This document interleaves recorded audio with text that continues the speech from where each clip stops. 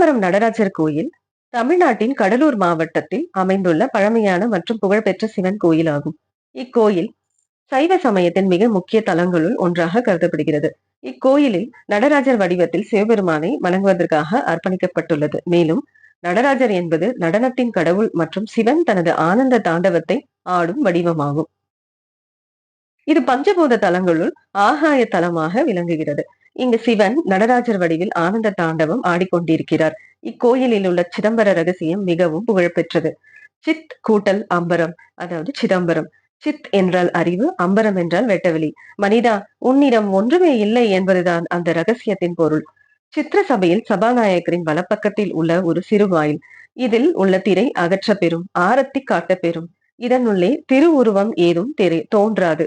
தங்கத்தாலான வில்வதள மாலை ஒன்று தொங்கவிடப்பட்டு காட்சியளிக்கும். மூர்த்தி இல்லாமலேயே வில்வதளம் தொங்கும். இதன் ரகசியம் இறைவன் இங்கு ஆகாய உருவில் இருக்கின்றார் என்பதுதான். ஆகாயத்துக்கு ஆரம்பமும் கிடையாது, முடிவும் கிடையாது. அவனை உணரத்தான் முடியும் என்பதே இதன் அர்த்தம். பஞ்சபூத தலங்களில் சிதம்பரம் ஆகாய தலமாகும்.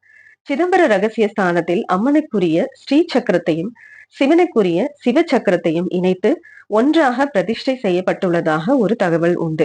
இந்த சக்கரத்தில் நடராஜ பெருமான் ஐக்கியமாகி தன் ஆனந்த நடனத்தினால் உலகை படைத்து காத்து மறைத்து அழித்து அருளி கொண்டிருக்கிறார். இக்கோயிலின் புராண கதையை பார்ப்போம்.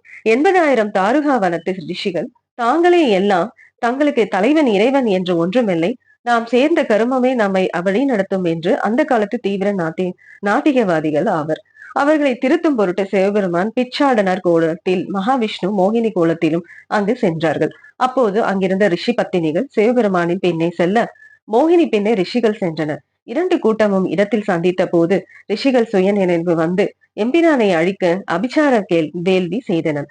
தங்கள் மனைவியர் மயங்கியதை கண்ட கோபமடைந்த துறவிகள் மாய மந்திரங்களை உச்சரித்து பாம்புகளை வரவழைத்தனர். சிவபெருமான் அந்த பாம்புகளை ஆபரணங்களாக அணிந்து கொண்டார். இது துறவிகளை மேலும் கோபப்படுத்தியது. அடுத்து துறவிகள் ஒரு புலியை வரவழைத்தனர். அதன் தோலை சிவபெருமான் சால்வையாக அணிந்திருந்தார். கடும் கோபமடைந்த துறவிகள் தாங்கள் ஆன்மீக பலம் அனைத்தையும் திரட்டி ஆணவத்தின் சின்னமாக விளங்கும் ஒரு சக்தி வாய்ந்த அசுரனை வரவழைத்தனர். பின்னர் சிவபெருமான் அந்த அசுரனின் முதுகின் மீது ஏறி ஆனந்த தாண்டவத்தை பிரபஞ்ச நடனம் ஆடி தனது உண்மையான வடிவத்தை வெளிப்படுத்தினார். இந்த இறைவனே சத்தியம் என்றும், அதனால் அவர் எல்லா மந்திரங்களுக்கும் சடங்குகளுக்கும் அப்பாற்பட்டவர் என்றும் இது மகான்களுக்கு உணர்த்தியது. இந்த பதிவு உங்களுக்கு பிடிச்சிருந்தா லைக் பண்ணுங்க, கமெண்ட் பண்ணுங்க. இது வரைக்கும் நம்ம சேனலை சப்ஸ்கிரைப் பண்ணாதவங்க சப்ஸ்கிரைப் பண்ணுங்க. நன்றி, வணக்கம்.